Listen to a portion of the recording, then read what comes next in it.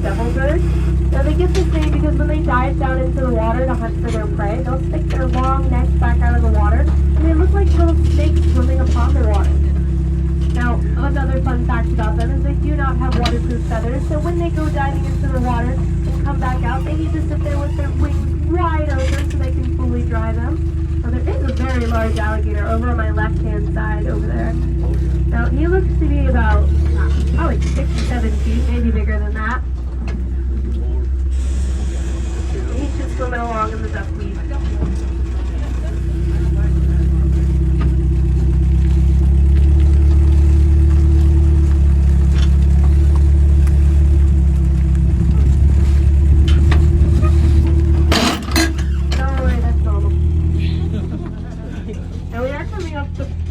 Stop of our tour. This is the backside of the Audubon Swamp Garden. So if anyone would like to hop out here and take a look around, you can. There will be another train here in about 30 minutes to pick you guys up.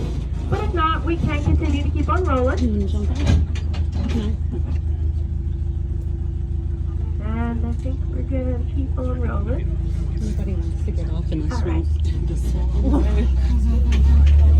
Now, we are headed towards the From Slavery to Freedom area. You're going to see 4 cabins. The first cabin you'll see is going to be the oldest. It is dated to the 1850s. Now, these cabins were duplexes, so that is just one cabin separated by a singular wall. And generally, there would be several families living in just one side of the cabin. And when I say several families, I mean like 10 to 14 people and 200 square feet. It was really not that big of a space to be living in. And it made it fairly easy to spread diseases amongst each other.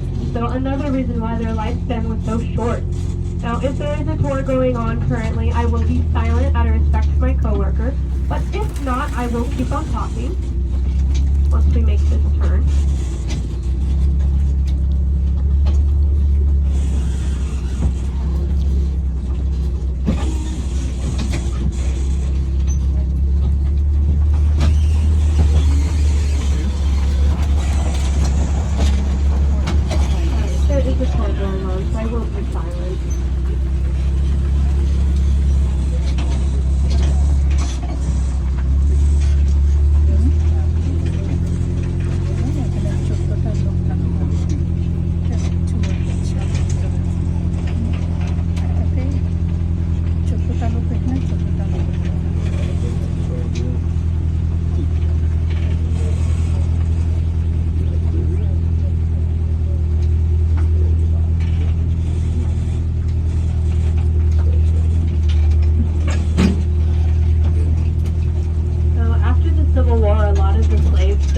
Lived and worked on these plantations ended up fleeing, but there were about 30 to 45 that decided to stay and to continue to work as gardeners, as freedmen, but they would be living in these cabins. They would not be living in a place that has running water. It did have electricity at one point by the early to mid 1900s, but it didn't have running water in it, and it wasn't the best place to be living in. But the last gardener to live here was up until about 1969. He lived in that small cabin over on my right-hand side. We are coming up to our next stop of our tour. This is going to be the From Slavery to Freedom tour area. Now the next tour is going to be at 2:15, so if any of you guys would like to hop out and wait for that tour, or just look around at these cabins, you very well may. They seem to be the same as any other place.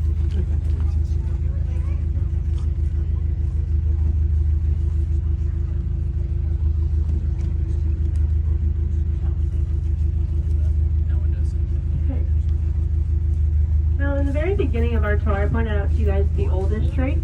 Now, I'm going to point out the largest tree to you guys. Over on my right-hand side is going to be another Virginia live oak tree.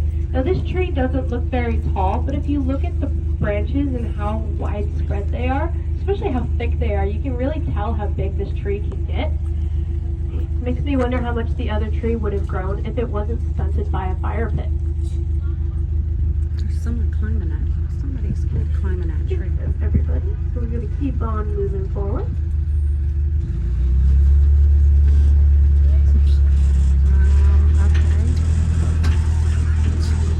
Now the garden that you saw behind us, that is used to donate to local food pantries all around Charleston. Now, we have that garden running year-round, so our horticulturists and volunteers are always working over there, continuously harvesting things. They just recently harvested some carrots, some beets, some spring onions, and they are always over there getting some more things. Now, speaking of gardens and gardeners, we have our honeybees over on my left-hand side. Our honeybees are fantastic for the garden you saw behind us, but as well as for the rest of the plantation. So if you see any honeybees today, don't swat them away. They are our friends. Now, right in front of us is going to be the Pavilion of Oak. And again, this is where a lot of weddings take place. And you can have multiple weddings here at just one time. Now, they are currently setting up for a wedding over here. It looks like there's going to be about 2 weddings here today. There's also a lot of engagements that happen right over here.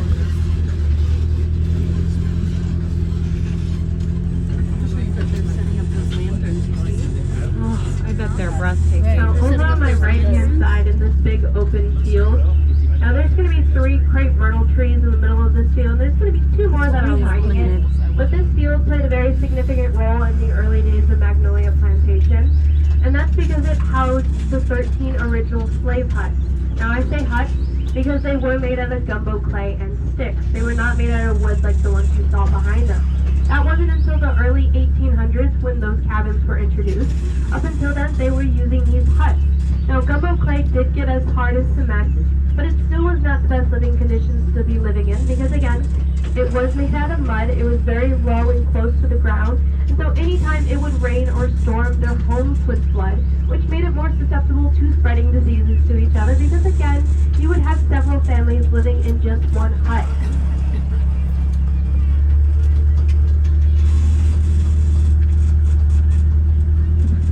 Now, as we've been driving down this road, you might notice all this gray stringy stuff that's been dangling down from the trees. You might already know what the name is for this stuff because it is everywhere. This is called Spanish moss. Now, ironically enough, it is not Spanish, nor is it moss. If you wanted to see what moss looks like, you can look over by our little ibis that's walking around. It's going to be all that green stuff at the base of these trees. Now, moss is a type of parasite. Anything that it is growing on, it's going to eat away at. Compared to Spanish moss, which is an epiphyte. It is an air plant. It gets its nutrients from the air and the humidity in the air. As long as it has those 2 things, it can grow practically anything. Like on my left-hand side, this power line has some Spanish moss growing down from it. Now you may be wondering how it got its name Spanish moss. If it's not Spanish, nor is it moss. Well, the Native Americans that lived in this area used to call it true hair. It makes sense. This stuff does kind of look like hair, and it grows longer and longer as wind blows the Spanish moss everywhere. Now, when the Spanish conquistadors came to the area and they saw all this stuff dangling down from the trees, they asked the Native Americans, what is it? Well, the Native Americans were gesturing towards their hair and their facial hair. But somewhere along the way, there was a mix-up in translation, so they ended up calling it Spanish moss because it reminded the Native Americans of the Spanish conquistadors' scraggly-looking beards. This is going to be the 3rd stop of our tour. This is going to be the front side of the Audubon Swamp Garden. So if anyone would like to hop out here and take a look around, you can.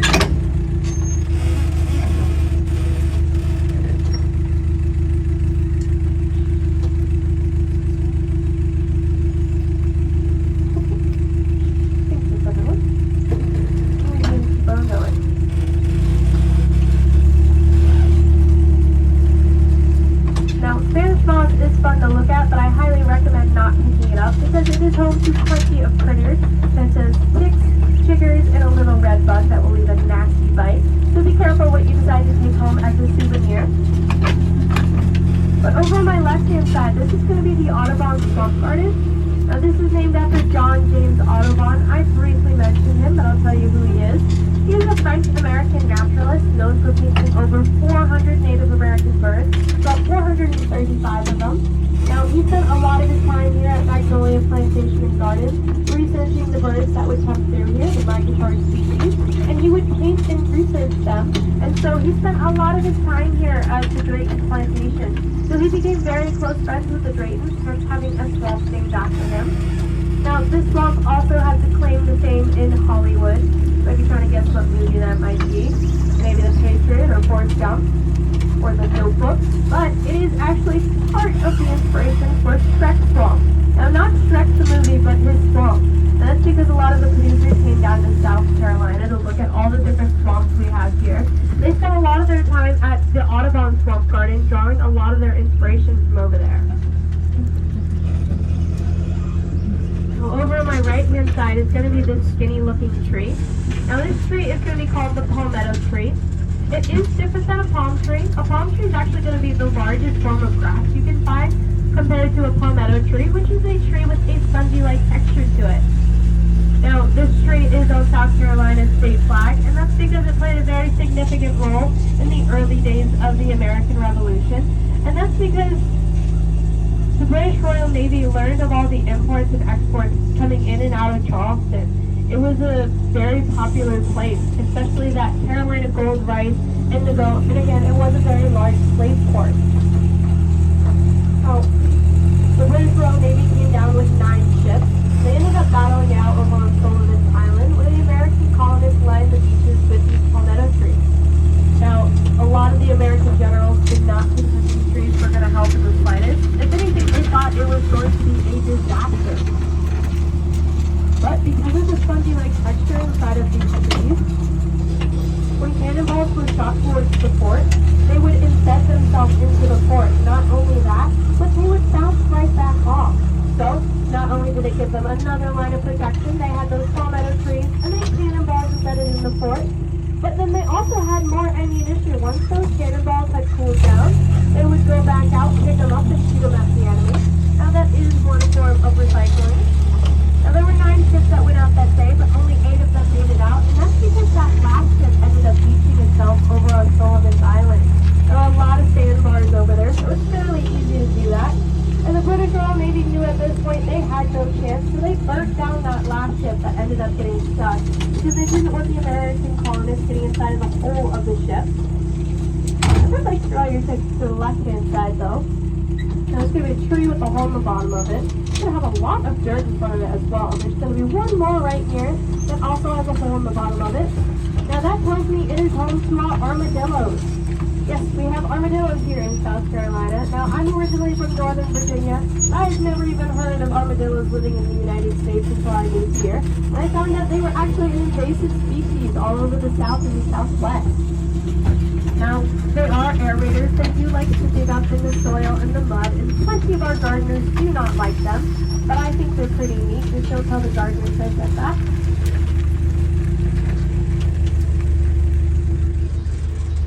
Now, over on my left-hand side, this is going to be another previous rice field. During the restoration project we were doing last year, we uncovered an 18th century foot dike.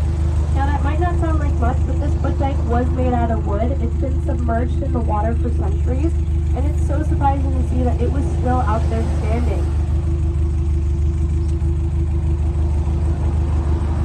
Nowadays, though, we call this area Bubba Swamp, and that is because it is home to one of our largest alligators, Bubba, and his partner. Now, he's 13 feet long, and his partner is about 8 to 10 feet long. He originally lived in the Ashley River, but because of construction going on over there, he ended up moving into this swamp.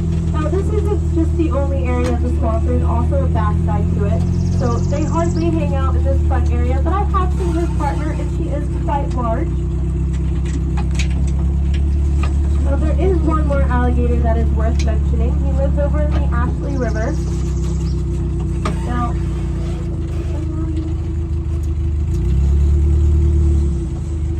I kind of see one out there. He's not very big. It's just another alligator out there that's about 6 feet, 5 feet, somewhere along that.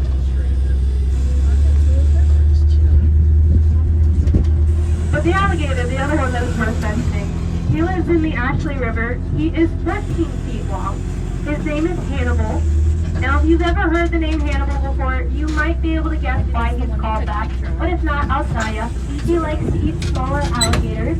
Last year, somebody saw him eating a 3-foot alligator.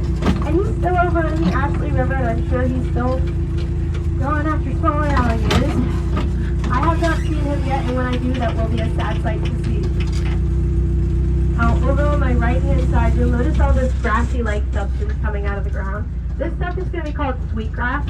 It is extremely important to the black culture here in Charleston and South Carolina, and that's because a lot of the enslaved African Americans that lived here were not given very many materials to work with. So they ended up turning to this very strong and durable grass that grows fairly quickly to make all types of things, like baskets, plates, hats, you name it, they probably could have made it out of that sweetgrass. Now if you go anywhere in downtown Charleston, I'm sure you'll be able to find somebody selling their sweetgrass goods.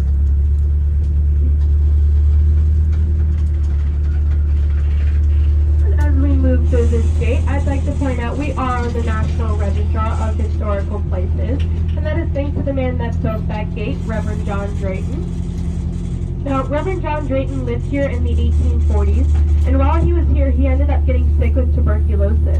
And during that time, by his doctor's orders, they told him to go outside, till the soil, and be out in nature in hopes that he can rid himself of the toxins that was tuberculosis. Now, surprisingly, he did end up recovering, as tuberculosis had a very low survival rate at that time. But he did recover, and once he did, he took a trip to Pennsylvania. Now, he does have family that lives in Pennsylvania, the Grimke sisters.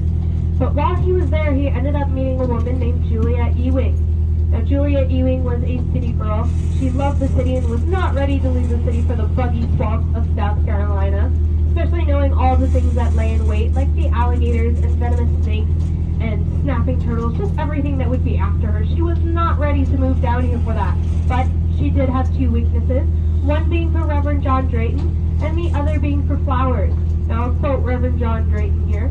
"I want to give Julia paradise on earth so she'll never want to return back to Pennsylvania." And that's exactly what he did. He traveled all over America looking for some of her favorite flowers like the azaleas and camellia trees. Now, when he went to get the camellia trees at the World's Fair, they told him, "I highly recommend not bringing this tree back to the plantation because they're not known to grow outside of a greenhouse." Well, he said, "I do not care. I have a woman I need to please." So he brought it back to the plantation anyways. And these trees have continued to grow and thrive since then. Now, they're not currently in bloom, but you can see one on my left-hand side. They normally bloom in the early springtime. Now, it does have some buds on it, but for the most part, it looks kind of sad. I'll take a small break from Reverend John Drayton. Now, I'll talk about all these trees that we can pass by. Now, the ones on my left-hand side are going to be Virginia live oak trees. And the ones on the right-hand side, they're also going to be Virginia live oak trees. But the ones on the left are only going to be about 35 years old compared to the ones on the right, which are about 100 to 200 years old. Now, that is going to be thanks to Hurricane Hugo that happened in 1989. It brought down a lot of this left-hand side. And you can see the remnants of Hurricane Hugo up on my right-hand side. It is going to be one of my favorite trees. This tree has been laying here since 1989. It is still alive, its roots are still attached, its branches have continued to grow upwards, and its leaves still bud every single year. That just shows how resilient these trees can truly be. All those branches that are on the ground next to it, those are also from Hurricane Hugo, and they've been laying there since then. And it will probably take several more decades until those branches fully decay.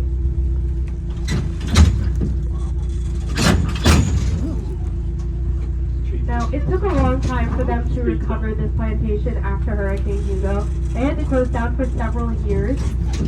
Now, it took about 7 months to get rid of all of the downed Virginia live oak trees. That's because these trees are extremely heavy. It's a lot of work to get rid of these trees. Now, they ended up turning to flatbed trucks to help bring them out.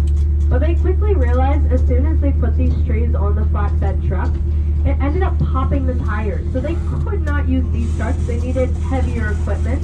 So they turned to Huey helicopters.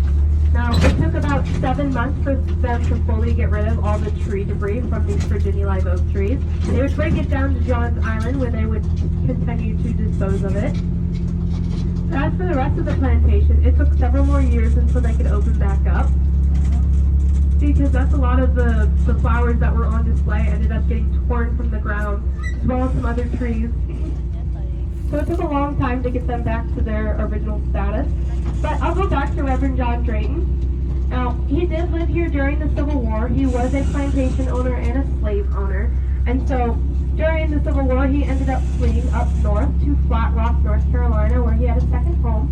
He spent a lot of his time there up until he got word from one of his former slaves, Adam Bennett. Adam Bennett had walked 250 miles of the 2,000 acres that he owned to let him know of the damage that had been done to his property. Now, all of the rice fields were flooded, his home was burnt to the ground, and the rest of the plantation was devastated. Now, Reverend John Drayton was completely broke at this point because he invested all of his money in Confederate stocks and bonds, which we know did not work out very well. So, he was not ready to give up his home, but he needed to cut his losses somewhere, so he sold 1,500 acres to the Phosphate Mining Company, and they had railways coming in and out of this area for years. But as for the rest of the 500 acres he decided to keep to himself, they opened that up to the public to show off the gardens that he made for Julia. So for 6 to 7 months out of the year, you can get a barge ride over here, a bite to eat for lunch, and a day in the gardens, all for $1.50. Nowadays, you would not be so lucky.